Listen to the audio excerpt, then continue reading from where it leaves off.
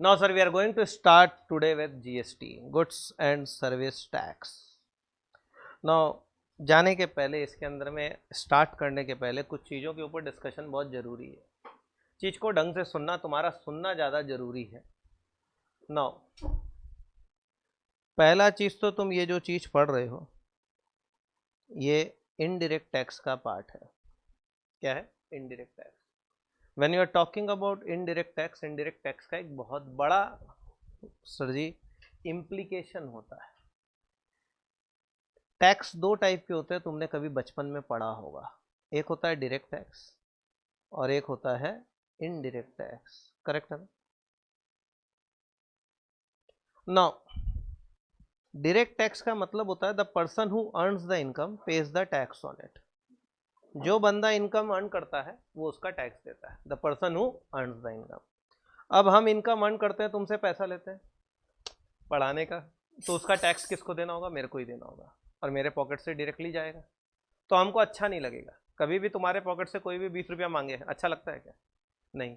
और टैक्स तो हज़ारों में भी चला जाता है आदमी का। तो इनडायरेक्ट टैक्स और डायरेक्ट टैक्स में डिफरेंस है कि डायरेक्ट टैक्स आपको अपने पॉकेट से खुद देना पड़ता है, अपनी कमाई पे। आपने जो कमाया आप उसका एक हिस्सा गवर्नमेंट को देते हो, अगर आप टैक्सेबल हो तो। रिक्शा वाला भी पैसा कमाता है लेकिन उसके ऊपर टैक्स अप्लीकेबल नहीं है क्योंकि उसका total income is very less. इसलिए सर जी उसके ऊपर टैक्स नहीं आता है। तो हर आदमी को टैक्स देने का दरकार नहीं है। हमारे यहाँ पे नीचे में एक लक्ष्मी आइसक्रीम वाला है, उसका वो भी जो इनकम है ना वो कम है, तो उस सिचुएशन में उसको भी टैक्स देने का दरकार नहीं है। समझ गए चीज़ को? क्लियर है? तो ये चीज़ है। अब वही चीज़ एक आध बंदा अपने यहाँ पे,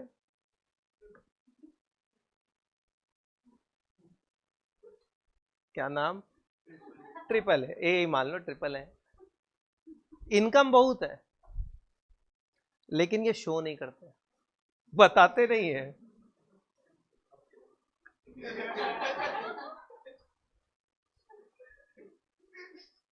कुछ इधर उधर करते हैं, बताते नहीं। अब तुम बताओगे नहीं तो गवर्नमेंट को जब तक पता नहीं चलेगा तब तक तो तुमको टैक्स देने का दरकार। तो ये भी टैक्स ज़्यादा नहीं देते हैं, एकदम मिनिमम, जितना कम से कम हो उतना। तो ऐसे करते हैं लोग। तो डायरेक्ट टैक्स वो हो गया जिसके अंदर में चोरी बहुत ज़्यादा होती है, पहला चीज़। दूसरा चीज़, जो बंदा अर्न करता है उसी को टैक्स देना है। तीसरा चीज़, आपका एक पर्टिकुलर लिमिट तक टैक्स नहीं लगता है इनकम। अगर आपका इनकम 5 लाख तक है तो आपको टैक्स देने का दरकार नहीं है। 5 लाख तक इनकम है तो आपको टैक्स देने का दरकार। हिंदुस्तान का पॉपुलेशन कितना आज के दिन? 142 करोड़ करीब करीब है हम लोग। 142 करोड़ का पॉपुलेशन है और हम लोग के यहाँ पे जो इनकम टैक्स रिटर्न फाइल होती है वो मैक्सिमम 3 करोड़ 4 करोड़ होती है। तुम समझ सकते हो हमारे देश का मैक्सिमम 3% आदमी रिटर्न फाइल करता है, रिटर्न फाइल करता है। और जो रिटर्न फाइल करते हैं उसमें टैक्स देने वाले 3% नहीं होते हैं, मैक्सिमम 1.5 से 2% आदमी टैक्स देता है। अब 2% के टैक्स के इनकम से गवर्नमेंट 142 करोड़ का आबादी को संभाले, क्या ये पॉसिबल है? नहीं है। और आए दिन तुम लोग देख रहे हो कि अभी भूकंप, बारिश के चलते हाईवेज उड़ जा रहे हैं, शिमला में हिल भी नहीं बचा, सब नीचे उतर गया है। तो इस चक्कर में क्या है कि बहुत इश्यूज है। तो गवर्नमेंट के लिए सबसे बड़ा इनकम का घर इनडायरेक्ट टैक्स होता है। तो अगर हम लोगों के मेजर सोर्स ऑफ रेवेन्यू का अगर गवर्नमेंट का बात किया जाए तो major source of revenue for government is tax. Tax में डायरेक्ट टैक्स से कुछ पैसा आता है और कुछ पैसा किससे आता है? Indirect tax. लेकिन इनडायरेक्ट टैक्स का आज के दिन जो कंपोजिशन है, जो पैसा आ रहा है इनडायरेक्ट टैक्स से, बहुत हाई है as compare to direct tax. Very very very very high. Proportion set ही नहीं हो पाएगा। अभी तुम लोग पढ़ते हो कई बार कि 1,40,000 करोड़ का कलेक्शन हुआ जीएसटी का। कई बार देखो न्यूज में ऐसे दिखाता है 1,60,000 करोड़ का कलेक्शन जीएसटी का। 1,60,000 करोड़ का कलेक्शन। सोच रहे हो कितना बड़ा अमाउंट है?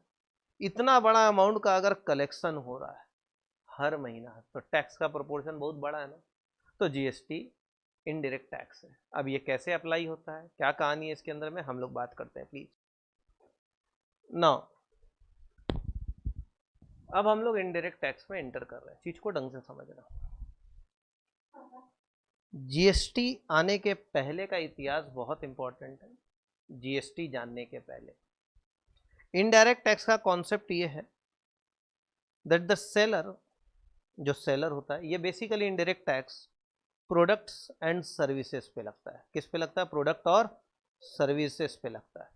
तो जब भी कोई प्रोडक्ट बेचता है या बंदा कोई सर्विस लेता है तो उसके ऊपर एक टैक्स लगता है जिसको हम लोग क्या बोलते हैं? इनडायरेक्ट टैक्स बोलते हैं।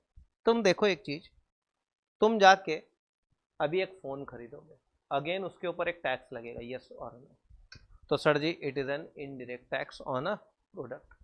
तुम एक चार्टर्ड अकाउंटेंट के पास जाओगे और मेरे को बोलोगे एक सर्विस दे दीजिए, मेरा रिटर्न फाइल करवा दीजिए, ये कर दीजिए, वो आपसे एक पैसा लेगा।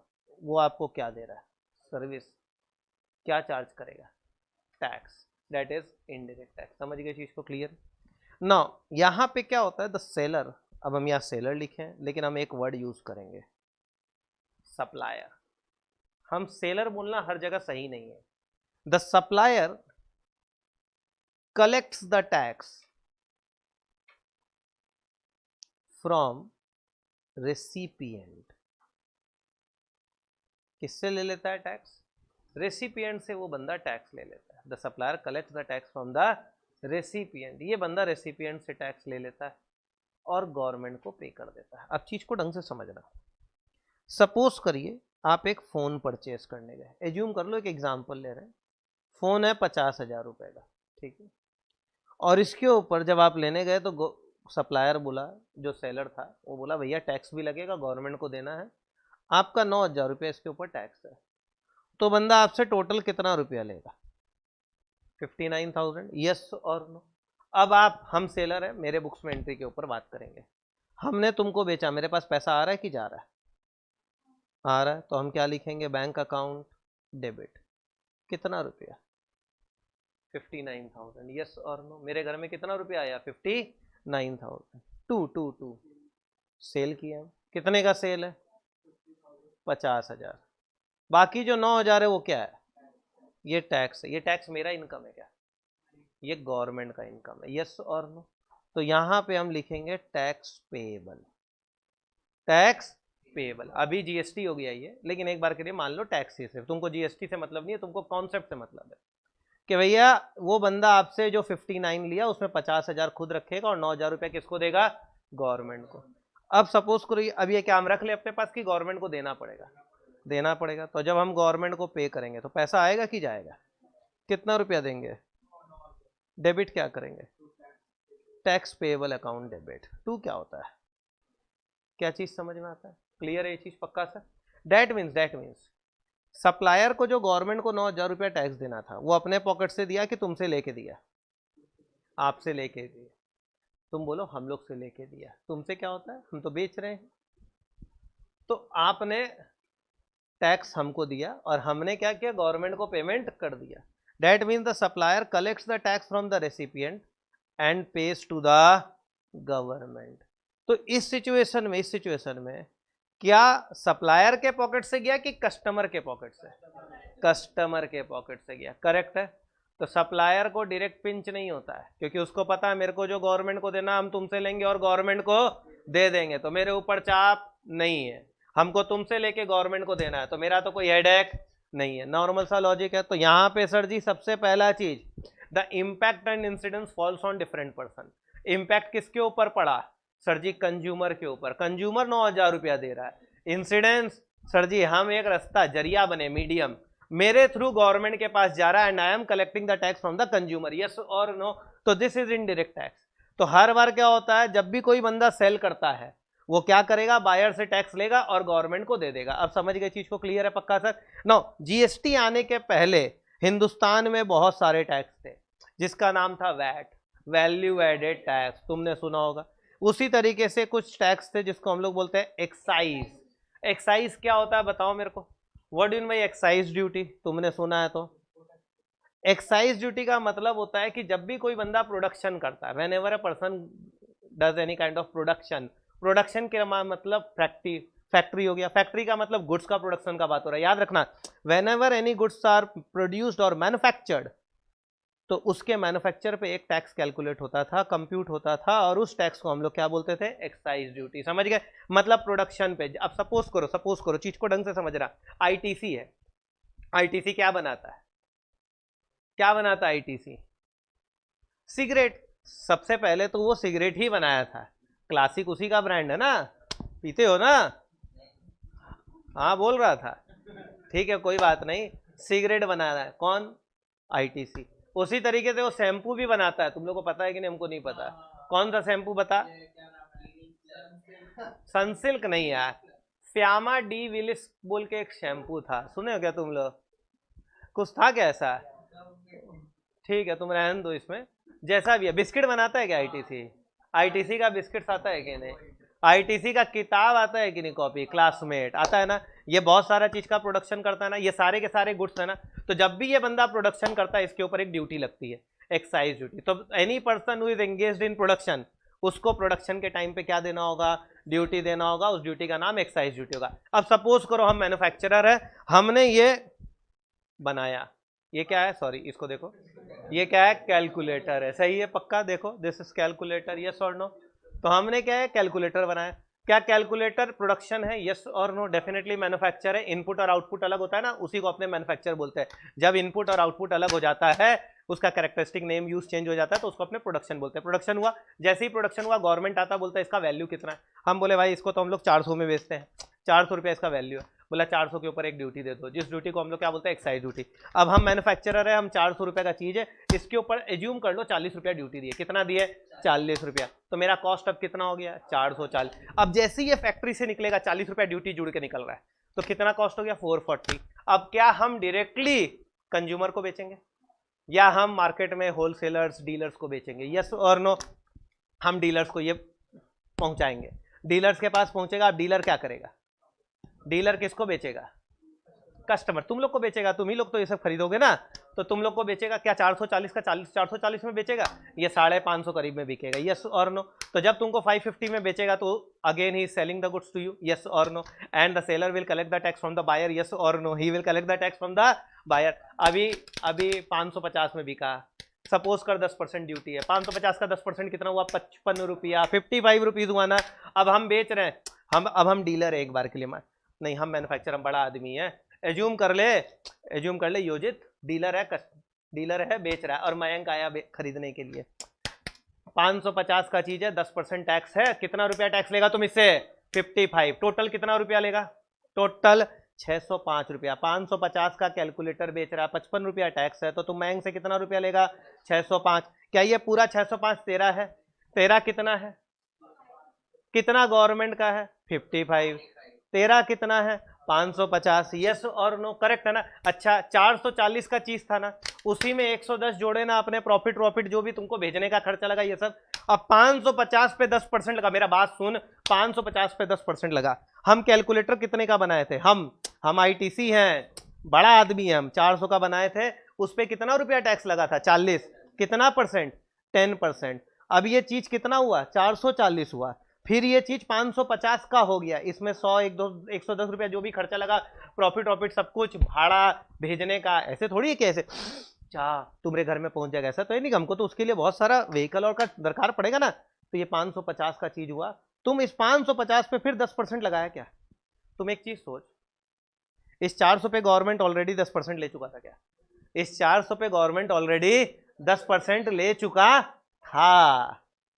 अब इस 550 पे वापस 10% लगा, मतलब हम लोगों का एक ही प्रोडक्ट के ऊपर 2 बार टैक्स लग रहा था, यस और नो? ये एक बहुत बड़ा ड्रॉबैक था पुराने सिस्टम का। जीएसटी में ये चीज नहीं है, आप एक चीज के ऊपर एक ही बार टैक्स देंगे, डबल टैक्सेशन नहीं होगा। पहले 400 पे 10% 40 रुपया गवर्नमेंट ले चुकी थी, अब वही कैलकुलेटर को 550 में बेच रहे हैं। तो देखा जाए तो 550 में तो ऑलरेडी 400 पे टैक्स ले चुके थे आप, तो आपको तो वापस नहीं लेना चाहिए था पूरे 550 पे। लेकिन सिस्टम का प्रॉब्लम ही यही था कि एक्साइज का क्रेडिट नहीं मिलता था लोगों को, कि उन्होंने जो टैक्स दिया उसका बेनिफिट नहीं मिलता था, पूरे के ऊपर टैक्स लग जाता था। तो एक ही चीज के ऊपर डबल टैक्स लग रहा था। तो इससे कस्टमर के लिए फायदा हुआ कि नुकसान हुआ? कस्टमर का तो बहुत बड़ा नुकसान था, आप एक ही चीज के ऊपर 2 बार टैक्स जुड़ गया, आपका कॉस्ट बढ़ गया। तो जीएसटी आने से कस्टमर के बहुत बड़ा प्लस पॉइंट हुआ है। ये जो हर जगह पे अलग अलग टैक्स लग जाते थे और ऐड हो जाते थे, उन सारे टैक्सेस को हटा दिया गया। अब सिर्फ एक ही टैक्स लगता है जिसका नाम है जीएसटी, मतलब एक्साइज वैट हट गया। दूसरा चीज, अब कोई बंदा उस समय सर्विस देता था, जैसे चार्टर्ड अकाउंटेंट्स है, ये सर्विस देते हैं, तो इनके ऊपर उस समय एक टैक्स लगता था जिसको हम लोग बोलते हैं सर्विस टैक्स। ये सर्विस टैक्स का रेट चालू हुआ था 10% से, ये बाद में 15% ऐसे करके बढ़ते गया, इट इंक्रीज्ड। नाउ जो सर्विस दे रहा है उसके ऊपर क्या टैक्स लग रहा है? Service tax. मतलब गुड्स के ऊपर एक्साइज, उसके बाद वैट, ये सब लग रहा है, और जो बंदा सर्विस दे रहा है उसके ऊपर सर्विस टैक्स। तो गुड्स का टैक्स अलग, सर्विस का टैक्स अलग। अब हम रेस्टोरेंट में खाना खाने जाते हैं, यस और नो, रेस्टोरेंट वाला मेरे को क्या देता है? सर्विस की गुड्स ना, खाना नहीं खाते, वो सिर्फ आपको सर्विस देता है। खाए नहीं थे आजाद हिंद में, हाँ हम देखे थे तुम प्याज ज्यादा खा रही थी, तो उस सिचुएशन में प्याज क्या गुड्स है कि नहीं है? हाँ, आलू दो प्याजा दिया था कि नहीं दिया था? सर्विस कैसे? वो तुमको दोनों चीज प्रोवाइड कर रहा है, कुछ सर्विस भी है और कुछ गुड्स भी है। पिज्जा हट पिज्जा देता है और साथ में सर्विस भी दे रहा है। तो पहले क्या होता था, जब तुम पिज्जा हट में अगर कल को खाता ना, तो 14.5% तुम्हारा वो था, ये वैट, 14% करीब वैट लगता था तुम्हारा, 14%। और क्योंकि वो लोग सर्विस दे रहा था तो वो लोग उसके ऊपर सर्विस टैक्स भी लगा देता था। मतलब हम लोग प्रैक्टिकली अगर 1000 रुपए का पिज्जा खा रहे थे ना, तो उसमें 250 रुपये हम लोग टैक्स दे रहे थे, 10-12% सर्विस टैक्स भी था। तो अल्टीमेटली आदमी गुड्स के ऊपर भी टैक्स दे रहा है और सर्विस के ऊपर भी टैक्स दे रहा है। तो एक ही चीज के ऊपर आपका एक्स्ट्रा लेवल पे टैक्स लग रहा है। पिज्जा हट को क्यों ये देना पड़ा, क्यों किया वो ये चीज?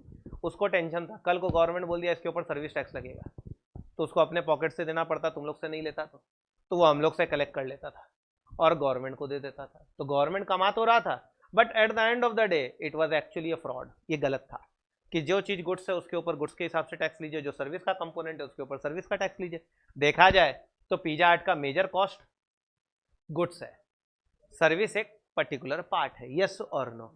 तो इनको उस हिसाब से goods and service tax, GST, goods and service, इसने दोनों को एक कर दिया, बोला अब एक ही टैक्स लगेगा, आपको अलग अलग देने का दरकार नहीं है। तो ये भी एक बहुत बड़ा फायदा हुआ, यस और नो। अब हमारे यहाँ पे देखो पुराने सिस्टम में प्रॉब्लम क्या क्या हुई, वापस से एक बार रिवाइज करो। पुराने वाले सिस्टम में मैन्युफैक्चर करते थे, जीएसटी लगता था, और सॉरी एक्साइज लगता था, उस एक्साइज का क्रेडिट नहीं मिलता था लोगों को, तो वो टैक्स बेकार हो जाता था। दूसरा, एक ही प्रोडक्ट के ऊपर बार बार टैक्स लग जाता था, तो डबल टैक्सेशन था, कॉस्ट भी बढ़ता था। अब आपको क्रेडिट भी नहीं मिल रहा है, टैक्स भी डबल लग रहा है, तो ये नुकसान तो था ही। तीसरा, सर्विस के ऊपर सर्विस टैक्स लग रहा था। अब सपोज करो हम क्या बना रहे थे, कैलकुलेटर, यस और नो। इस कैलकुलेटर को बनाने के लिए क्या सिर्फ गुड्स लगेगा कि सर्विस भी लगेगा? सर्विस भी लगेगा, सोच के देखो, यस और नो, थिंक अबाउट, लगेगा कि नहीं? सर्विस कैसे लगेगा बताओ? इंजीनियर को लाएंगे, भैया डिजाइन बना के देखे, ऐसा बनना चाहिए, नहीं बनना चाहिए, सॉफ्टवेयर इंजीनियर और का दरकार पड़ेगा, तो अगेन सर्विस भी लग रहा है, तो इसके ऊपर सर्विस टैक्स है, यस और नो। तो इन सब चीजों के चलते, इन सारी चीजों के चलते बहुत क्लमजी हो गया था चीज। अब उसको वो सर्विस टैक्स भी दे रहा, उसका भी उसको क्रेडिट नहीं मिल रहा है, तो बहुत सारा प्रॉब्लम था पुराने सिस्टम में। लेकिन पुराने सिस्टम में लोग बहुत कंफर्टेबल थे, आम आदमी, क्यों? चोरी करने का पॉसिबिलिटी बहुत हाई था, आप चोरी आराम से कर सकते थे, कच्चा पक्का आराम से हो जाता था, तो आदमी पुराने सिस्टम में ज़्यादा सेटल था। तो जैसे ही जीएसटी आया, बहुत बड़े लेवल पे एजिटेशन चालू हो गया कि हम लोग जीएसटी को एक्सेप्ट नहीं करेंगे, ये नहीं करेंगे, वो नहीं करेंगे, सब झमेला था। तीसरा एक और प्रॉब्लम था, जब हम लोग एक स्टेट से दूसरे स्टेट में गुड्स बेचते थे, जैसे बंगाल है, बंगाल से मुंबई गुड्स जा रहा है, तो उसके ऊपर एक टैक्स लगता था जिसको बोलते हैं central sales tax, CST, central sales tax, एक स्टेट से दूसरे स्टेट पे। इसका भी क्रेडिट नहीं मिलता था कभी भी, तो वो भी आपके कॉस्ट में जुड़ गया। अब फिर डबल टैक्सेशन हो गया उसके चलते भी। तो ये बहुत सारा इश्यूज के चलते पुराना सिस्टम एकदम थर्ड क्लास था। अब क्या, आप यहां बैठे बैठे ऑल ओवर इंडिया कहीं भी बेचिए, आपका टैक्स एक ही लगेगा, जीएसटी लगेगा। ये all India one nation one tax का कॉन्सेप्ट लेके आया। अब समझे चीज को क्या बोलना चाहता है बंदा, कि अब ये स्टेट की बाउंड्रीज का बैरियर्स को हटा दिया गया, आप बैठ के करिए।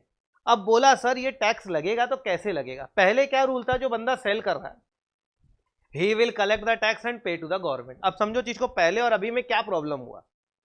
अब सपोज करो छोटा सा कोई स्टेट लो जिसमें इंडस्ट्री नहीं है, एक बार मान लो कोई ऐसा स्टेट बताओ जिसमें इंडस्ट्री बहुत कम है,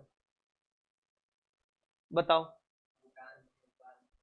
वेस्ट बंगाल में भी इंडस्ट्री बहुत कम है, हम लोग के यहाँ कहाँ है कोई इंडस्ट्री, और हम इसी को ले लेते हैं एक बार के लिए, एज्यूम करो। अब समझो चीज को, यहाँ सिस्टम क्या था, पहले क्या सिस्टम था ये समझो। अब वेस्ट बंगाल में चीज को समझना, लोकल सेल कर रहे हैं, लोकल सेल का मतलब within the state, within the state, within the state जो सेल होता है उसको लोकल सेल बोलते हैं, और आउटसाइड द स्टेट जो सेल होता है उसको इंटर स्टेट सेल बोलते हैं। Intra state, inter state, intra state मतलब within the state, inter state मतलब विद अदर स्टेट्स। आप सुनते हैं ना inter college tournament, inter college tournament, तो बाकी कॉलेजेस भी आके पार्टिसिपेट करते हैं, तो with other states, inter state sale. Intra मतलब कॉलेज के अंदर ही लोग लड़ेंगे, उसी में खेलेंगे, वही वाला चीज है, समझ गए चीज को। घर में बैठ के खाना खाते हो, इंट्रा फैमिली डिनर। किसी का शादी में जाके खाना खाते हो, इंटर फैमिली डिनर, बाकी सारी फैमिलीज के साथ भी खा रहे हो, समझ रहे हो चीज को, डेट इज वॉट। अब समझ गए चीज को।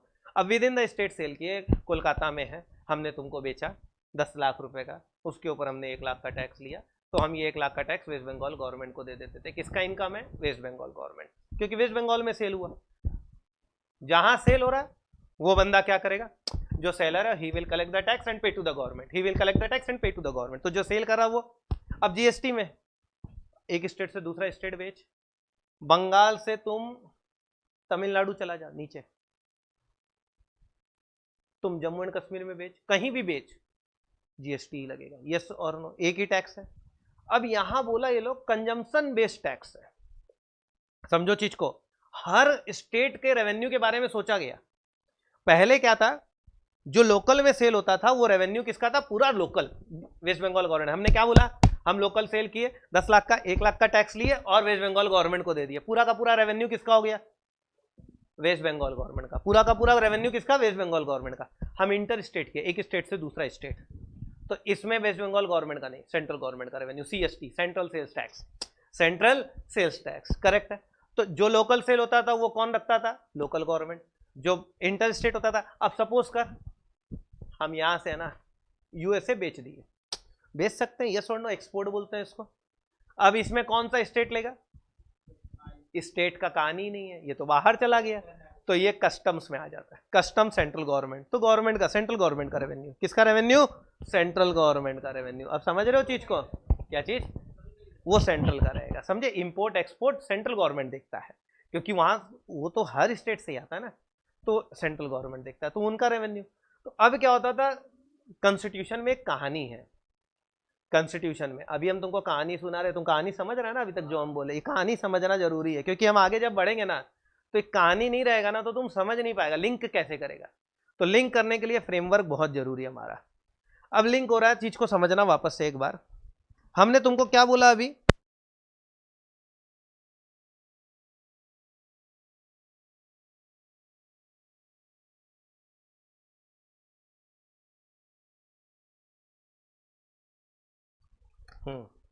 हमने तुमको क्या बोला अभी, कि भाई एक स्टेट से दूसरा स्टेट, ये वाला कहानी। तो कॉन्स्टिट्यूशन में क्या ना, हम लोग का डुअल नेचर का गवर्नमेंट है, एक सेंट्रल है और बाकी स्टेट्स हैं, और सबको अपना अपना जिम्मेदारी सौंपा हुआ है। स्टेट का ये ड्यूटी है कि वो अपना स्टेट का डेवलपमेंट करेगा, काफ़ी सारे स्टेट के खर्चे स्टेट गवर्नमेंट खुद मीट करता है, तो उसको भी तो रेवेन्यू चाहिए। तो बोल दिया कि ये पावर आपके पास है, लोकल सेल जब भी होगा तो पूरा का पूरा टैक्स आपके पास जाएगा, किसके पास जाएगा, आपके पास जाएगा, आप उससे अपना खर्चा करिए, आप अपने एम्प्लॉयज़ को सबको संभालिए। तो हर स्टेट का अपना था, तो पावर्स को कुछ लिस्ट में डिवाइड किया गया कॉन्स्टिट्यूशन में, संविधान में। पहला है लिस्ट 1, लिस्ट 1 में को बोलते हैं यूनियन लिस्ट, इसके अंदर में जो भी मैटर्स लिखे हुए हैं उनका सारा इनकम यूनियन का है, मतलब उसका पूरा पावर किसके पास है, यूनियन गवर्नमेंट, सेंट्रल गवर्नमेंट के पास है। दूसरा स्टेट लिस्ट है, स्टेट लिस्ट का मतलब स्टेट गवर्नमेंट का सिर्फ। और तीसरा होता है बोथ, बेसिकली जिसके अंदर कॉन्करेंट लिस्ट, जिसमें दोनों जन अपना कर सकता है। तो स्टेट को एक्सक्लूसिव पावर था कि जो भी लोकल सेल होगा उसका रेवेन्यू तुम्हारा है। अब यहाँ क्या बोला, GST, goods and service tax, और ये पूरा चीज वन नेशन वन टैक्स हो गया, मतलब किसी भी जगह कहीं भी सेल हो, सारा रेवेन्यू एक ही जगह जा रहा है, एक तरीके से देखा जाए तो अब यहाँ पे कॉन्स्टिट्यूशनल अमेंडमेंट का दरकार पड़ा, क्योंकि अब जो कहानी था कि वेस्ट बंगाल में सेल होगा तो सिर्फ वेस्ट बंगाल का रेवेन्यू, ये कहानी हिल गई, इसके ऊपर गेम हो गया, क्योंकि अब सब स्टेट में सेल करिए, एक ही टैक्स लग रहा है और सबको उसका क्रेडिट मिलते जाएगा। तो इसके चलते किसी भी स्टेट को ये नहीं बोला जा सकता कि तुम्हारे यहाँ सेल हुआ ये तुम्हारा रेवेन्यू है, ये पूरा रेवेन्यू सेंट्रल गवर्नमेंट कलेक्ट कर लेता है। तो स्टेट गवर्नमेंट तो ऑब्जेक्ट करेगी ना, बोलेगी भैया हमारा रेवेन्यू आएगा कहाँ से, हम कहाँ से खर्चा उठाएंगे अपना। तो यहाँ सिस्टम आया कि आप चिंता मत करिए, जो भी रेवेन्यू आएगा हम लोग उसको शेयर कर लेंगे। क्या कर लेंगे? शेयर कर लेंगे। तो जो लोकल सेल होगा उसमें 2 हिस्सा होता है। तुमने अभी बोला ना रेस्टोरेंट पे 5% टैक्स है, उसमें 2.5% CGST है और 2.5% SGST है। तो 5% जैसे ही रेवेन्यू हुआ, बोला आधा वेस्ट बंगाल का और आधा सेंट्रल गवर्नमेंट। अब सोचो, रेस्टोरेंट में बैठ के खा रहे हैं, रेस्टोरेंट कहाँ पे? कोलकाता में, बंगाल में बैठे हैं, बंगाल में खा रहे हैं। लोकल सेल की इंटर स्टेट? लोकल ही तो हुआ ना, विद इन द स्टेट ही तो, कि बॉर्डर पे पांव पैसार के एक इधर पांव बीच में बैठ के खा रहा है, ऐसा तो हो नहीं सकता, विद इन द स्टेट ही हो रहा है। तो अब इस पे जो टैक्स आया, पहला वाला कॉन्स्टिट्यूशन का पावर के बेसिस पे ये रेवेन्यू किसका होना चाहिए था? सिर्फ वेस्ट बंगाल का। लेकिन अब इसमें आधा कौन ले रहा है? सेंट्रल ले रहा है। तो कॉन्स्टिट्यूशन तो गलत हो गया। इसीलिए जीएसटी को लाने के पहले 101st अमेंडमेंट एक्ट पास हुआ, कॉन्स्टिट्यूशनल अमेंडमेंट एक्ट 2016 में, उसको पास किया गया और ये पावर दिया गया सेंट्रल को कि तुम स्टेट के टैक्स को कलेक्ट कर सकते हो, विद इन द स्टेट भी जो सेल होगा वो तुम कलेक्ट कर सकते हो। तो ये पावर उनको मिला। अब समझे चीज को। अब यहां पे हमने तुमको एक लाइन बोला, it's a consumption based tax. क्या टैक्स है? Consumption based, destination based basically. मतलब क्या हुआ, अब उड़ीसा है ना, तुमको क्या लगता है उड़ीसा में डेवलपमेंट ज्यादा है कि कम है बंगाल से? बेसिकली कम है, हम लोग यही बोलते हैं। लेकिन इंडस्ट्री है ना उड़ीसा में भरा हुआ है। उड़ीसा में इतना माइंस है जिसका हद नहीं है। कोल माइंस बोलो और बहुत सारी माइंस है जो है। राउरकेला का नाम सुना होगा तुम लोग, भद्रक बोल के जगह है, और भी बहुत जगह है। तुम संबलपुर और जाओगे तो हिंडाल्को की इंडस्ट्रीज हैं, और भी बहुत सारी इंडस्ट्रीज है, बड़ी बड़ी इंडस्ट्रीज बहुत सारी है। अब ये लोग क्या करते हैं? मैन्युफैक्चर करते हैं। सोच के देखो, ये मैन्युफैक्चर करके बेचेंगे, सेल होगा तो एक टैक्स लगेगा। अब कौन सेल कर रहा है पहले बताओ? उड़ीसा गवर्नमेंट। कौन कर रहा है? उड़ीसा गवर्नमेंट। सपोज करो 1000 रुपए का सेल हुआ, एक बार ऐसे ही सुनो चीज को, 1000 रुपए का सेल हुआ और 5% जीएसटी है। 1000 का 5% कितना हुआ? 50 रुपया। आधा किसका? सेंट्रल गवर्नमेंट, पापा। आधा उड़ीसा, 25 हो गया। अब ये जो सेल किया, सपोज करो उड़ीसा में ही एक सेलर था योजित, हमने उसको बेच दिया 1000 का, 50 रुपया आया। 50 किसका रेवेन्यू? 25 किसका रेवेन्यू? सेंट्रल का। 25 स्टेट गवर्नमेंट का, उड़ीसा का। अब ये बंदा अगर उस चीज को उड़ीसा में ही बेच के खत्म कर देता कंज्यूमर को, तब तो ये लोकल ही हो गया। तो गुड्स लास्ट में जाके कहाँ रुका? उड़ीसा में ही रुका। तो रेवेन्यू शेयरिंग यही रहेगा, लोकल ही रहा। तो आधा मेरा और आधा उड़ीसा का। अब यही चीज समझो, हम 1000 का इसको बेचे, 50 का टैक्स आया, 50 का टैक्स आ गया, 25 मेरा, 25 उड़ीसा का। अभी उड़ीसा को पैसा नहीं मिल रहा। तुम लोग देखते हो ना, आए दिन स्टेट से जाता है कि हमारा जीएसटी का पैसा अभी तक आप दिए नहीं। इसका रीजन क्या? क्यों ये झमेला हो रहा है? झमेला क्यों होता है? इसका रीजन क्या है? अब ये 100 का चीज का 1000 का 25 हुआ ना, 50 का। अब ये जब तक स्टॉक पूरी तरीके से कंज्यूमर को बिकेगा नहीं, तब तक हमको ये नहीं पता चलेगा कि ये किस स्टेट में जाके खत्म हो रहा है, कंज्यूम कहां हो रहा है। अब सपोज करो इस 1000 का चीज को तुमने कैफ को मुंबई में बेचा, क्या ये गुड्स उड़ीसा में रुका? कहां जाके रुका? मुंबई में बेचा। अब ये इंटर स्टेट सेल हुआ कि लोकल सेल हुआ? Inter state. तो इंटर स्टेट सेल के ऊपर एक टैक्स लगता है जिसको बोलते हैं आईजीएसटी। क्या बोलते हैं? IGST, integrated goods and service tax. सुन रहे हो चीज को? समझ रहे हो ना चीज को? लोकल सेल पे सीजीएसटी, एसजीएसटी, आधा आधा। इंटर स्टेट पे आईजीएसटी, पापा, ओनली पापा आईजीएसटी लगा। अच्छा, तुम कितने में खरीदा था हमसे बेटा? नहीं, गलत बोलते हो तुम, वेरी बैड। 1050 में। इसमें 1000 तुम्हारा कॉस्ट लगा, 50 रुपया तुमने जीएसटी का पे किया। यस और नो? ये जो जीएसटी का तुमने पे किया, ये 2 जन को पे किया, एक सीजीएसटी और एक Orissa goods and service tax. SGST को रिप्लेस किए हैं। समझो चीज को, तो वेस्ट बंगाल को WBGST बुलाया जाता है। अब समझे मेरा बात, SGST इज स्टेट का GST, और जिस स्टेट में उसका नाम आ जाएगा। एक तरीके से देखा जाए तो राजस्थान गवर्नमेंट का GST हो गया, जब राजस्थान में होगा जयपुर में होगा, समझे, तो OGST। अच्छा चलो इसको SGST लिख देते, कोई दिक्कत नहीं है, समझ तो गए चीज को, क्लियर है। 25 इनका है, 25 इनका। अब तुमने इतना टैक्स दिया है, तो अब तुम्हारे पास कैफ से ऑर्डर आया, कैफ कहां पे है, मतलब महाराष्ट्र लिख सकते हैं, यस और नो। कैफ बोला भाई मेरे को माल का दरकार है, तो तुम इसको बेचोगे 1000 का 1000 में ही बेचोगे कि प्रॉफिट जोड़ोगे, प्रॉफिट जोड़ोगे, करेक्ट, एकदम सही है। तुमने बोला भाई 1200 रुपए का, कितने का, 1200। अब ये चीज याद रखना, यहाँ पे कहानी क्या है ये समझो चीज को, यही मेन पार्ट है, यहीं से हम GST का बेस बना देंगे तुम्हारा। तुम 1200 में बेचेगा। अब याद रखना, इसमें जो 50 रुपया तुम्हारा टैक्स लग चुका ऑलरेडी, 50 तो तुम मेरे को दिए थे ना उड़ीसा में जब खरीदे थे हमसे, जो टैक्स तुमने पहले दिया है उसका तुमको क्रेडिट मिल जाएगा, मतलब उसका तुमको बेनिफिट बाद में मिल जाएगा। तो तुमको इसको अपना कॉस्ट नहीं समझना है। अब तुम इसको जब 1200 में बेच रहा है, चीज को ढंग से समझो, इसके ऊपर एज्यूम करो अगेन 5% टैक्स है, कितना हुआ 60, ठीक है। तो तुम कैफ से 1260 रुपया लोगे, यस और नो। 1200 तुम्हारा, 60 रुपया किसका, गवर्नमेंट का। जब तुमको गवर्नमेंट को पेमेंट करना होगा ना, तो तुम बोलोगे 50 ऑलरेडी पेड। 50 रुपया जब हम खरीदे थे आपको दे चुके हैं, अब हम आपको कितना देंगे, 10 रुपया। तो गवर्नमेंट को हम लोग 1200 पे वापस 60 नहीं देना है, we are making only the extra payment, yes और नो। तो basically we are paying the tax on value addition. सोच के देखो, जितने का वैल्यू एडिशन हो रहा हम उतने पे ही टैक्स दे रहे हैं। 1000 का चीज को तुमने कितने में बेचा, कितने का वैल्यू ऐड किया, 200, 200 पे GST लगाओ, यस और नो। तो तुम गवर्नमेंट को बोलोगे, गवर्नमेंट ही तुमको बोला भाई तुम मेरे को 1000 पे ऑलरेडी टैक्स दे चुका है, अब हम 1200 पे वापस तेरे से ले, तो पुराना सिस्टम का वही तो कचरा हो जाएगा, डबल टैक्सेशन।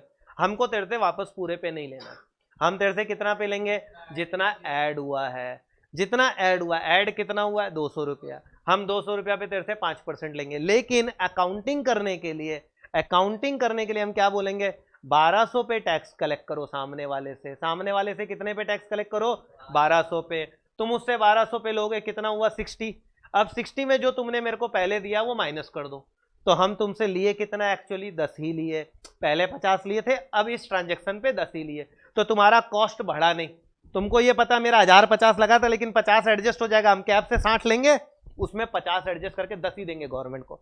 तो एनीथिंग जो रिकवर हो जाता है उसका हमको क्रेडिट मिल जाता है, वो मेरा कॉस्ट का पार्ट नहीं बनता। हम तुमको एक एग्जांपल देते हैं, ज्यूम कर, तुम सपोज कर तुम अभी एक जेरोक्स वाला के पास जाएगा बुक लेने के लिए, हम तुमको बताए थे ना 300 रुपये में तुमको किताब मिल जाएगा, तुम जाएगा 300 रुपये किताब लेने, हम तेरे को बोले सुन ना एक काम करना ना, मेरा भी 600 रुपये का किताब ले लेना, तेरा टोटल कितना रुपया लगा, 900, लेकिन 600 हमसे मिल जाएगा क्या, तो तुम अपने बुक्स में खर्चा कितना लिखेगा, 300, जो रिकवर हो जाएगा उसको खर्चा नहीं मानेगा ना।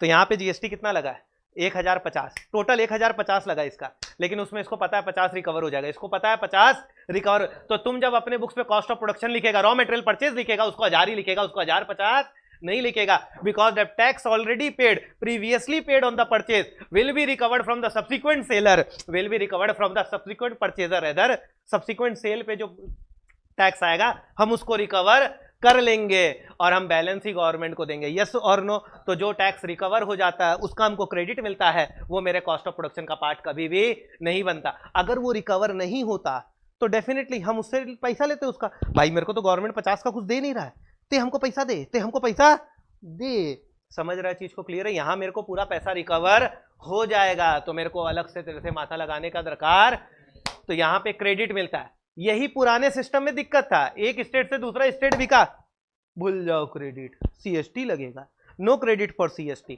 तो नुकसान था कस्टमर के लिए। अब यहाँ पे वो नुकसान नहीं है, आप दिल्ली बेचिए, मुंबई बेचिए, कहीं बेचिए, पुराना जो टैक्स आपने दिया उसका हम आपको क्या देंगे, क्रेडिट देंगे। That credit you can use while making the payment for subsequent tax on that particular goods। इससे गवर्नमेंट को क्या फायदा हुआ, नुकसान है देखा जाए तो, गवर्नमेंट को पहले 50 मिलता, फिर 60 मिलता, 110 आता, यहाँ कितना आ रहा है 60, 50 + 10, यस और नो। लेकिन कोई नुकसान नहीं। इसका रीजन है कच्चे पक्के का काम बंद हो गया। कच्चे पक्के का काम बंद हो गया। पहले 90% ट्रांजेक्शन क्या होता था, कच्चे में होकर निकल जाता था, तो मेरे को 90% का पैसा ही नहीं मिलता था। आज मेरे को 100% का पैसा मिलेगा। क्यों? एग्जाम्पल, सेटल वापस करो। ये हमसे 1050 में खरीदा था क्या?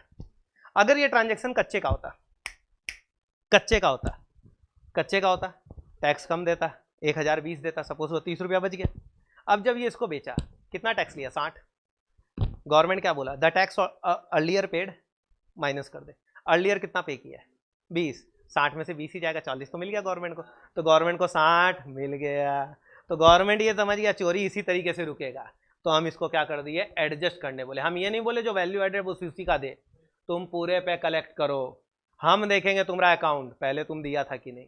अगर तुम पहले दिया है तो हम उसको एडजस्ट करेंगे, अदरवाइज हम उसको एडजस्ट नहीं करेंगे। अब समझे चीज को? क्लियर है पक्का सर? कोई दिक्कत इसके अंदर में? अब तुम कितना रुपया दिया इसको ये बताओ। कैफ टोटल कितना दिया? 1260। तुम्हारा परचेस कॉस्ट कितना है? 1200। 60 रुपया तुम क्या चीज का दिया? IGST, integrated goods and service tax, integrated goods and. अब 60 रुपया हो गया, 60 रुपया हो गया। चीज को समझो, पहले जो 50 था उसमें 25 किसका था? सेंट्रल गवर्नमेंट, और बाकी 25 अब IGST, interstate IGST central government का। कितना रुपया सेंट्रल गवर्नमेंट का इनकम है? 60। तो अब उड़ीसा से 25 वापस ले लिया जाएगा। तुम्हारे यहाँ पे गुड्स नहीं रुका, it is not your income, तो वापस ले लिए। इसीलिए स्टेट का हिसाब होने में समय लगता है। जब तक वो गुड्स खत्म नहीं होगा, कंज्यूम नहीं होगा, तब तक तो वो बैलेंस शीट चलती रहेगी, ट्रांजेक्शन होते रहेगा। तो अब उड़ीसा गवर्नमेंट का जो रेवेन्यू था पहले 25 था, और सेंट्रल गवर्नमेंट का कितना था? 25। अब जैसे ही IGST आया तो ये 25 यहाँ से माइनस हो गया, तो उड़ीसा का कितना हो गया? और इसमें 25 जुड़ाइए, और 10 रुपया अलग से पूरा का पूरा सेंट्रल गवर्नमेंट का। कितना हो गया? 60। करेक्ट है। अब कैफ तुम है ना मिश्रा जी को बेच दिए, ये मुंबई में ही है, तुमने इनको 1200 का चीज 1400 में बेच दिया। मुंबई महंगा है, तुम ज्यादा कमा लिए, 1400 में बेच दिए। ठीक है, क्या ये within the state sale है? तो इसके ऊपर जो टैक्स लगेगा उसका 2 पार्ट होगा। करेक्ट है। कितना % टैक्स है? 70। इस 70 में 35 ये और 35 ये, यस और नो? अच्छा, तुम क्या बोलोगे? कैफ हम ऑलरेडी 60 दे चुके हैं, तो अब तुम गवर्नमेंट को कितना दोगे? 10। वैल्यू एडिशन कितने का था? 200। 200 का 5% 10 ही होता है, यस और नो? तो गवर्नमेंट को उतना ही मिला। अब गवर्नमेंट क्या करेगी? ये जो 60 है इसमें से 35 किसका हो गया? तो अब एक और बना, महाराष्ट्र गवर्नमेंट। महाराष्ट्र गवर्नमेंट को यहाँ से 35 माइनस किए, 35 इसको दे दिया, और प्लस 5 रुपया इधर आया, तो 35। मतलब इस ट्रांजेक्शन में अगर मिश्रा जी कंज्यूमर थे तो ये ट्रांजेक्शन यहाँ खत्म हो जाएगा। और समझ गए चीज को? क्लियर है पक्का? ये इस तरीके से शेयर हो जाएगा, फिर उड़ीसा को कुछ नहीं मिलेगा। नहीं, इससे फायदा क्या हुआ ये समझो। गवर्नमेंट ने सब स्टेट के बारे में सोचा। नागालैंड में एक भी इंडस्ट्री नहीं है, तो वहां पे तो फिर कभी रेवेन्यू ही नहीं आएगा, सेलर कोई है ही नहीं देखा जाए तो बोला कंज्यूमर है तुम्हारे यहाँ? बोला हाँ। तो जो कंज्यूम करेगा उसका रेवेन्यू तुम्हारा होगा आधा। तो कंजम्पशन पे तो वेस्ट बंगाल का सबसे बड़ा प्लस पॉइंट है यहाँ का पॉपुलेशन, कंज्यूम तो कर ही रहा ना, तो उसका भी तो टैक्स का हिस्सा इनको मिलेगा ना, तो ये फायदा है। अब समझे चीज को? क्लियर है पक्का? मतलब एक स्टेट से दूसरे स्टेट भी जाएंगे तो क्रेडिट खत्म नहीं होगा। जितना टैक्स तुमने अर्लियर पे किया उसका तुमको बेनिफिट मिलेगा, और बाद में जो तुम टैक्स कलेक्ट करोगे उसका सर जी हम लोग 50-50 करते रहेंगे। समझ गए? IGST पूरा का पूरा रेवेन्यू किसका है? सेंट्रल का, और जो लोकल सेल होगा उसका 2 हिस्सा होगा, CGST एंड SGST। अब समझ गए चीज को? क्लियर है पक्का सर? कोई दिक्कत इसके अंदर में? तो अपने को ये तो समझ में आया कि ऑपरेशन कैसे हो रहा है। पुराना जो पाप था डबल टैक्सेशन का, तुम देख लो खत्म हो गया। दूसरा पाप था कि एक स्टेट से दूसरा स्टेट जाता था सर जी, वो क्रेडिट नहीं मिलता था। क्या यहाँ क्रेडिट लैप्स हुआ? नहीं। तो क्रेडिट का भी झमेला खत्म हो गया, एकदम स्ट्रेट फॉरवर्ड क्रेडिट एक से दूसरा, दूसरा से तीसरा पे जा रहा है। प्रॉब्लम लेकिन ऐसा नहीं है कि है नहीं इस सिस्टम में, इस सिस्टम में भी प्रॉब्लम है। प्रॉब्लम बहुत बड़ा है। प्रॉब्लम ये है कि आपको स्टॉक मेंटेन करना पड़ेगा। अब हमने क्या बोला, जो इसने मेरे से खरीदा था जब वो बेचेगा तब, तो वो स्टॉक का नंबरिंग रहना चाहिए, रिकॉर्ड रहना चाहिए, तो प्रॉपर इनवॉइस बनना चाहिए। अगर आपके पास इनवॉइस नहीं है तो आप क्रेडिट नहीं ले सकते। You need to have the proper invoice. इसीलिए इनवॉइसिंग पे बहुत जोर दिया गया कि बिल होगा, बिल पे नंबर लिखा होगा, आप नंबर अपलोड करेंगे तब जाके हम आपको क्रेडिट अलाउ करेंगे। तुम्हारे सिर्फ नंबर अपलोड करने से सब कुछ नहीं होगा, सामने वाला भी वो बिल का नंबर अपलोड करेगा तब जाके। कंज्यूमर अगर है तो कोई दिक्कत नहीं है, क्योंकि कंज्यूमर कुछ भी अपलोड नहीं करता है। अच्छा, जो बंदा सेल कर रहा है वो गवर्नमेंट को टैक्स देगा, यस और नो? जो बंदा सेल कर रहा है वो गवर्नमेंट को टैक्स देगा ना, तो उस बंदे को रजिस्टर होना पड़ेगा गवर्नमेंट के यहाँ, यस और नो? तो you need to get yourself registered. अब रजिस्टर्ड होना है तो हर आदमी को रजिस्ट्रेशन करवाना पड़ेगा। रजिस्ट्रेशन कराने का जीएसटी 1 रुपया नहीं लेता है, फ्री है रजिस्ट्रेशन, आप करवा लीजिए। उसके बाद नहीं छोड़ता है, आपको सारा डॉक्यूमेंट, सारा रिटर्न, सब कुछ अपलोड करते रहना पड़ता है। आप समझ गए चीज़ को? क्लियर है पक्का सर? तो ये आपके लिए चीज़ है, ये जीएसटी का फ्रेमवर्क है। अब बोला सर, आप बोले जब भी लोकल सेल होगा टैक्स लगेगा। गुड्स और सर्विस में कोई डिस्टिंक्शन नहीं है, सबको एक ही छत्र छाया में ले आया। पहले ये झमेला था, सर्विस पे टैक्स अलग, गुड्स पे टैक्स अलग, दोनों का क्रेडिट एक दूसरे को मिल नहीं रहा है, बहुत इशू था। ये सारा चीज़ खत्म। पहले सर्विस टैक्स पे एक सेस लगता था, कृषि कल्याण सेस 0.5%। उसी तरीके से स्वच्छ भारत सेस भी लगता था, वो भी 0.5% लगता था। तो ऐसे करके टैक्सेस बहुत बढ़ गए थे और इन सेसेस का कोई आपको क्रेडिट नहीं मिलता था, तो ये नुकसान ही था। ये सारा चीज़ को एबॉलिश कर दिया गया। मतलब जीएसटी आने से 90% ऑफ द टैक्सेस वेयर सबस्यूम्ड। हमने वर्ड क्या बोला? सबस्यूम्ड। उसने खा लिया उन सबको। कुछ टैक्सेस अभी भी जिंदा है, धीरे धीरे उनको मार दिया जाएगा, मार दिया जाएगा। हमने तुमसे आते ही पूछा था आज कि पेट्रोल पे कितना % जीएसटी बताओ, तुमने बोला हम बता रहे देख के। हमने बोला तुम नहीं देख पाओगे। इसका रीज़न, पेट्रोल को अभी तक जीएसटी के परव्यू में लाया नहीं गया है। फिर जीएसटी में आएगा ये, इसको नोटिफाइड गुड्स बोलते हैं। नोटिफाइड गुड्स का मतलब they will be included in the GST at a notified date, from a notified date. जिस दिन नोटिफाई करेगा उस दिन से उसके ऊपर जीएसटी आएगा, उसके पहले जीएसटी नहीं आएगा। इसका रीज़न है गवर्नमेंट का बहुत बड़ा रेवेन्यू अभी पेट्रोल और डीजल से आज भी है, तो गवर्नमेंट इसको अभी भी अपने अंडर में रखना चाहती है। अगर जीएसटी में जिस दिन पेट्रोल और डीजल आ गया, हम लोगों का पेट्रोल डीजल कम से कम भी 15 से 20 रुपया तुरंत सस्ता हो जाएगा। ये फैक्ट है, ये लोग अभी इसको ला नहीं रहा है। समझ गए चीज़ को? क्लियर है? तो जो भी रेवेन्यू अभी पेट्रोल डीजल से हो रहा है, हमने तुमको बोला ना 1,60,000 करोड़ का कलेक्शन हुआ जीएसटी से, this is exclusive of collection from petrol tax, diesel tax, ये सब अलग है, ये इधर है। अब समझ में आ रहा है चीज़? मेरा बात क्लियर हो रहा है ना कि कहानी कहाँ से घूम रहा है? तो petrol, aviation turbine fuel, natural gas, इन सब चीज़ों के ऊपर जो जीएसटी है वो अभी नहीं लगी है। It will be applied from a notified date. अब समझे चीज़ को कि नहीं समझे? इसको हम लोग बुलाते हैं एचपी मैन। ही मैन सुना ना? हम बुलाते हैं HP man. Yes, HP man. हम लोग इसको क्या बोलेंगे? एचपी मैन बोलेंगे। High speed diesel oil, petrol, P से motor spirits, aviation turbine fuel और नेचुरल गैस, इन चीज़ों के ऊपर GST will be applicable from a notified date. Correct है ना? अच्छा, ये तो समझ गए, पेट्रोल के ऊपर नहीं। नीचे डोसा खाता है क्या? डोसा है ना, इडली डोसा वाला खाता है ना? लक्ष्मी का आइसक्रीम खाता है कि नहीं? बोल, खाता है ना? कोई कोई तो घर ले जाके आइसक्रीम बनवा के खाता है। जैसा भी है यार, अपना अपना शौक है, खाते हैं लोग। अब बता, तुम लक्ष्मी से आइसक्रीम लेके जब खाता है, क्या वो जीएसटी लेती है? नहीं। क्या डोसा वाला तुमसे जीएसटी लेता है? नहीं ले। आज सुनो, मेरा बात सुना करो, पहले हमको बोलने दो ना यार। क्या तुम आजाद हिंद में खाया था होटल में? क्या जीएसटी लगा था?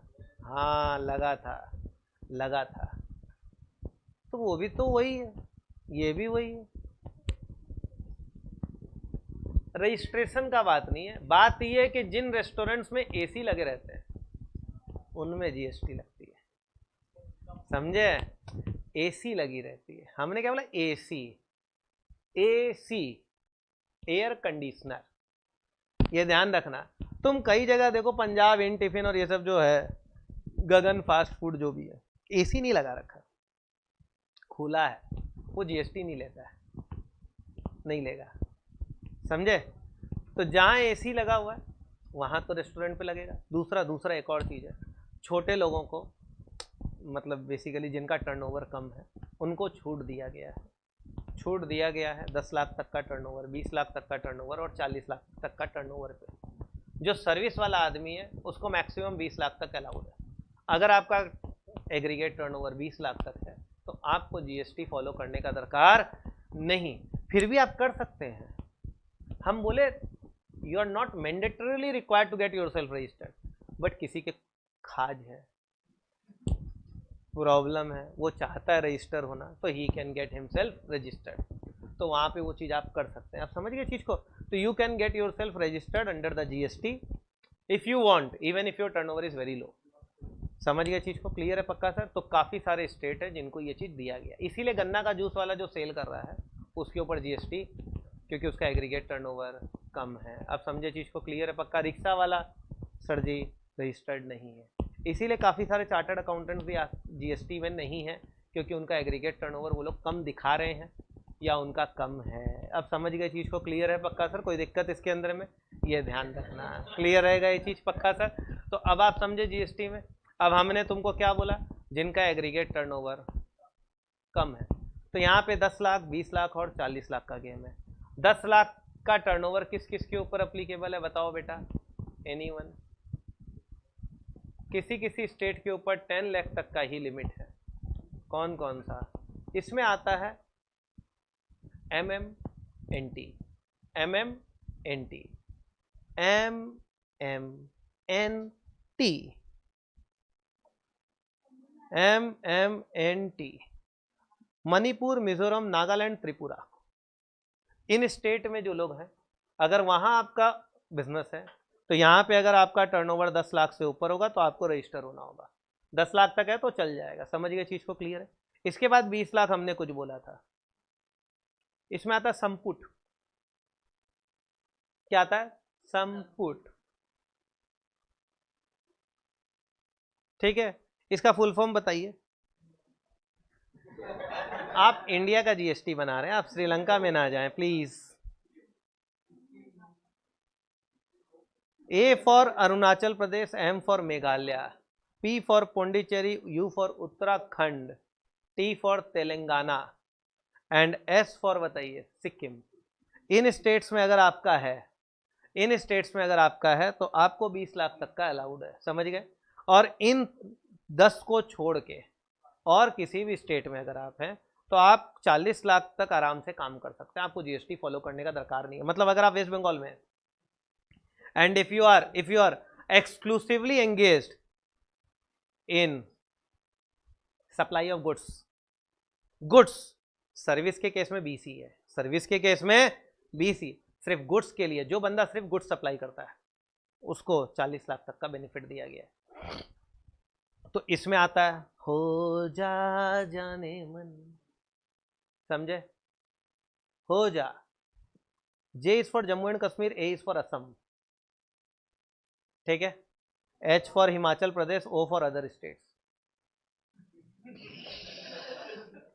बाकी स्टेट्स के लिए बोले नाम तो वो तो अदर स्टेट्स ही होगा ना बेटा, तुम उसमें भी उड़ीसा पुड़ीसा लगाओगे तो कैसे चलेगा? समझे मेरा बात? क्लियर है? तो ये ध्यान रखना। तो 10 लाख, 20 लाख, 40 लाख सेटल्ड है। 10 में MMNT, मणिपुर, मिजोरम, नागालैंड, त्रिपुरा। अब यहाँ भी M है तो तुमको डर हो जाएगा, ये M इधर नहीं चला जाए एक तो याद रखना ये मेघालय है, और हमने वहाँ जो बोला ना मणिपुर और क्या बोला, ये दोनों ही देखो 7 लेटर के हैं, 7 अल्फाबेट्स। ये बड़ा आदमी है, इसको 20 लाख में डाला गया है, मेघालय। अब समझ गए चीज को? मतलब थोड़ा हम तुमको क्लियर किए चीजों को कि तुमको कैसे डील करना है। अब समझ गए चीज को? तो क्लियर है तो पक्का तो सर? तो ये ध्यान रखना, मेघालय, मणिपुर और मणिपुर, मिजोरम, नागालैंड एंड त्रिपुरा। यहाँ अगर आपका बिजनेस है तो 10 लाख के ऊपर होते ही रजिस्टर होना पड़ेगा। 10 लाख के ऊपर, चाहे आप गुड्स करिए चाहे आप सर्विस करिए। अगर आप संपुट में हैं, संपुट का बताओ वापस से। T for Telangana, U for Uttarakhand, P for Pondicherry, Puducherry, M for Meghalaya, A for Arunachal Pradesh, Assam में मत चले जाना, और S फॉर सिक्किम। अगर आप इन स्टेट्स में हैं तो अगर आपका टर्नओवर गुड्स का या सर्विस का 20 लाख के ऊपर हुआ तो आपको रजिस्टर होना पड़ेगा, और बाकी स्टेट्स को हो जा, या फिर अगर कोई टाइटल पढ़ा होगा कभी Ojha, you can go for that also, you can do also. O for other states, J for Jammu and Kashmir, H for Himachal Pradesh, and A for Assam. समझ गए? इन सबको बोला गया है। अगर आप सिर्फ गुड्स में डील करते हैं 40 लाख के ऊपर है तो आपको रजिस्टर होना पड़ेगा, और अगर आप सर्विस में भी डील करते हैं तो 20 ही है। Exclusive service 20, goods and service 20, only goods 40। Got it? Any problem? क्या समझ में आया? हमने तुमको बोला जीएसटी नोटिफाइड डेट से किन के ऊपर लगेगा? HP man. एचपी का गैस आता है और आदमी लेके आता है, करेक्ट है? एचपी मैन, समझ गए? H for high speed diesel oil, petrol, motor spirit, aviation turbine fuel, natural gas. Natural gas पाद नहीं है, I am telling you that we are talking about CNG. Got it? तो इन सब चीज के ऊपर जीएसटी लगेगा, बट लेटर ऑन। एक दो लाइन और बोलेंगे, थोड़ा सा टाइम है ना, 5 मिनट लेंगे। सुनो मेरा बात, प्लीज लेट मी कंप्लीट। तुम यही सब करोगे? हमने बोला जीएसटी किसके ऊपर अप्लीकेबल है? Goods and services. गुड्स का मतलब क्या हुआ? गुड्स वो होता है सामान, गुड्स वो होता है जो मूवेबल होता है, जो मूवेबल होता है। सेल ऑफ गुड्स एक्ट में भी पढ़ाया था सेक्शन 2 सबसेक्शन 7 में, anything which is movable is goods. याद आता है कुछ ऐसा? क्लियर है? Standing trees if they are cut before agreement to sell they become goods. याद आता है ना? कुछ ऐसा पढ़ाए थे हम तुम लोग को। तो याद रखना ये गुड्स के ऊपर अप्लीकेबल है, ये इमूवेबल प्रॉपर्टी के ऊपर अप्लीकेबल नहीं है। मतलब चीज को ढंग से सुनना, ये बहुत इंपॉर्टेंट पार्ट है। रियल एस्टेट के ऊपर जीएसटी अप्लीकेबल नहीं है। रियल एस्टेट के ऊपर जीएसटी अप्लीकेबल मतलब तुम जाके आज, तुम नहीं, हम आज जाके ताजमहल खरीद लें, ताजमहल मूवेबल की इमूवेबल, तो उस सिचुएशन में जीएसटी नहीं लगेगा, जीएसटी नहीं लगेगा। हम जाके एक प्रोजेक्ट बन रहा है, उसमें एक घर बुक करें, क्या जीएसटी लगेगा? लगेगा, लगेगा। हमने बोला इमूवेबल प्रॉपर्टी पे नहीं लगेगा, मानते हैं, लेकिन उसको बनाने में बना हुआ होना चाहिए, तो वो गुड्स नहीं है। दूसरा, उसको बनाने में कंस्ट्रक्शन सर्विस लगेगा कि नहीं? सर्विस पे तो टैक्स है, सर्विस पे टैक्स है। तो जो बंदा बना रहा है, कंस्ट्रक्शन कर रहा है, developer, he will collect the GST from me. समझ गए चीज को? क्लियर है? तो बनते हुए प्रॉपर्टी पे जीएसटी है, लेकिन बना हुआ प्रॉपर्टी को जब तुम खरीदते बेचते हो तो उसके ऊपर जीएसटी नहीं लग के स्टैम्प ड्यूटी लगता है, कैपिटल गेन्स लगता है, that is a different thing, but GST उसके ऊपर अप्लीकेबल नहीं है। समझ गए चीज को? क्लियर है? पक्का सर? कोई दिक्कत इसके अंदर में? अभी भी कुछ गुड्स ऐसे हैं जिनके ऊपर जीएसटी और पुराना एक्साइज और भी लग रहा है। उसमें आता है हमारा आईटीसी का सिगरेट। सिगरेट के ऊपर गवर्नमेंट आज भी जीएसटी और साथ में एक्साइज भी रख रखा है, क्योंकि गवर्नमेंट चाहता है कि आप सिगरेट पिए तो टैक्स ज़्यादा दे, क्योंकि तुम हार्मफुल प्रोडक्ट खा रहे हो, उसका दाम बढ़ाते जा रहा है। क्लासिक एक समय में 3 रुपये में आता था, और आज क्लासिक कितने का आता? कोई आइडिया है? 17 रुपीज़ का, 18 रुपये का आज ये क्लासिक हो गया है। समझ रहे हो गवर्नमेंट कितना बड़ा लेवल पे टैक्स ले रहा है? मुकेश दिखाता भी है, फिर भी लोग मान नहीं रहा है, तो गवर्नमेंट इसके ऊपर दोनों चीज़ लगा रखा है। समझे चीज़ को? क्लियर है? पक्का सर? उसी तरीके से नार्कोटिक्स है, ओपीएम, इंडियन हेम, इन सब चीज़ों के ऊपर भी है। हम इन चीज़ों के ऊपर तुमसे अगले क्लास में बात करेंगे। क्या कॉन्सेप्ट सेट हो गया? क्या जीएसटी पूरा समझ में आया जो अभी तक बोले? लोकल सेल होगा तो क्या उसके ऊपर आईजीएसटी लगेगा? क्या लगेगा? CGST and SGST. आधा आधा, कम बेची नहीं। 12 है तो 6, 18 है तो 9, और 28 है तो 14, करेक्ट है ना?